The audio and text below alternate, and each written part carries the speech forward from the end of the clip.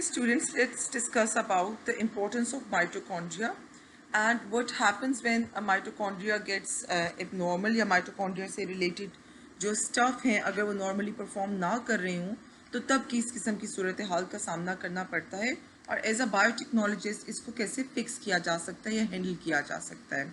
So first of all, we all are very well aware of that mitochondrion is a cellular organelle जो कि eukaryotic cell में पाया जाता है and it is a membrane enclosed organelle and it is also known as the power house of the cell क्योंकि जितने भी ATP production है और ऑक्सीडेटिव फॉस्फोराइलेशन है that takes place majority of it takes place in the mitochondria और अगर आप singular की बात करते हैं तो mitochondrion.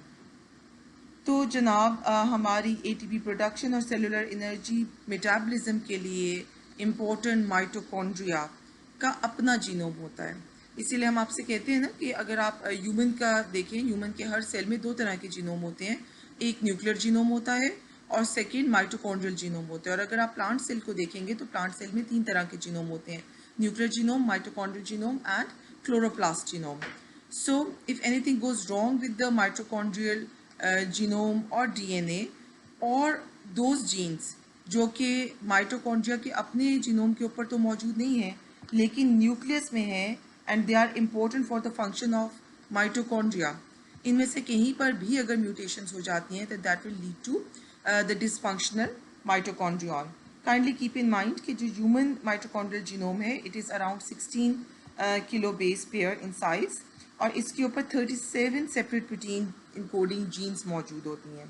And then there are 1000 of genes जो कि हैं माइटोकॉन्ड्रियल इंपॉर्टेंस की, माइटोकॉन्ड्रियल फंक्शन की जीन्स हैं, but they are present on the nuclear genome. So their interplay is important for a complete fully functional mitochondria. Having said this, अगर एक protein जो कि न्यूक्लियर इंपॉर्टेंस जो न्यूक्लियर जीनोम एनकोड कर रहा है लेकिन वो माइटोकॉन्ड्रियल प्रोटीन है अल्टीमेटली, तो वो माइटोकॉन्ड्रिया की तरफ पहुंचाने के लिए एक सिग्नल पेप्टाइड उसके ऊपर लगता है और वो signal peptide ultimately targeted delivery कराता है प्रोटीन की इनटू द माइटोकॉन्ड्रियन. सही हो गया. और ये हमारे पास जो सीक्वेंस होता है उसको टैट कहते हैं. इंशाल्लाह ताला अपकमिंग स्लाइड में हम इसके बारे में डिटेल से पढ़ेंगे. लेट अस नाउ सी कि माइटोकॉन्ड्रियल डिसफंक्शन क्यों इतनी इम्पोर्टेंट है. It is important because it affects 1 in 8,000. It is one of the rare instances, but still because it affects, तो हमें इसके बारे में ज़रूर पढ़ना चाहिए और इसकी जो impact है वो बहुत ज़्यादा important है because it drastically decreases the quality of life for that patient. So हमारे पास human population में अगर हम देखें तो वो mitochondrial disorders which are due to the nuclear gene mutations वो they manifest itself as neurological disorders, myopathies, diabetes and multiple endocrinopathy.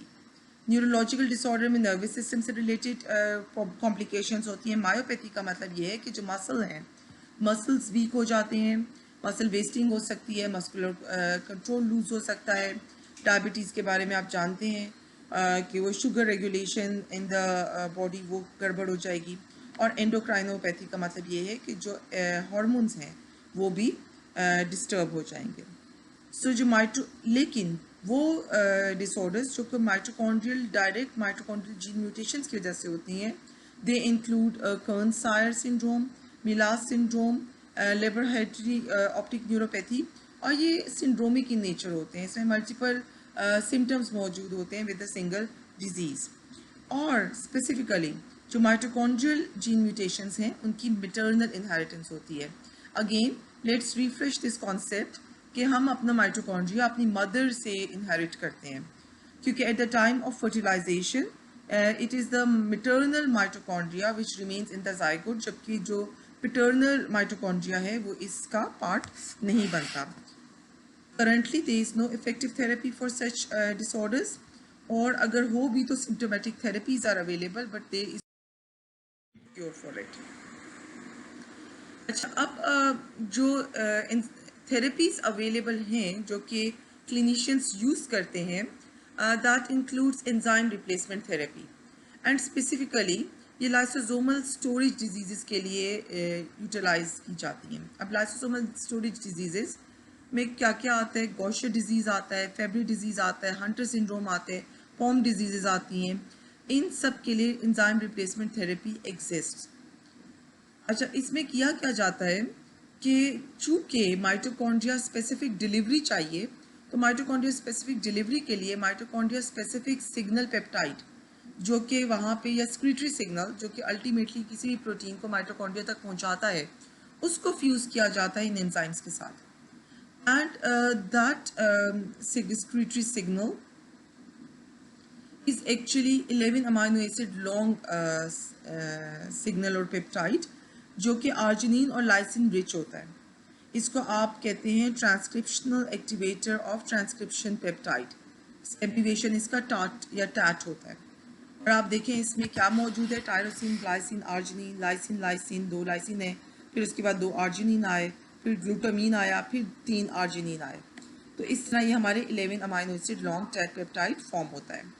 So that peptide serves as the leader secretory peptide जो कि ultimately किसी भी protein को mitochondria की तरफ लेके जाता है। ठीक हो गया? अच्छा, इसके बाद आप एक और चीज़ नोट करें कि ये जो MTS है, MTS is mitochondrial transit sequence. ये भी इम्पोर्टेंट है इस तमाम ट्रांजैक्शन का, इस तमाम डिलीवरी का। जब हमारे पास कोई भी प्रोटीन जिसमें ये शॉर्ट कैटायनिक पेप्टाइड्स मौजूद हैं, इनको हम जब अटैच करते हैं with our targeted protein which needs to be delivered to mitochondria, तो ये आराम से फैसिलिटेट करते हैं passage of that protein to the membranes. अगर आप देखें ये जो टैट पेप्टाइड है, it is also the peptide which is encoded by the HIV virus। और HIV वायरस की टैट प्रोटीन का 47 से 57 अमाइनो एसिड रेजिड्यूज हैं जो कि टैट पेप्टाइड है। So that is also there to mimic the human और eukaryotic Tat protein so that वो आराम से पैसेज हासिल कर सके to get entry into specific organisms।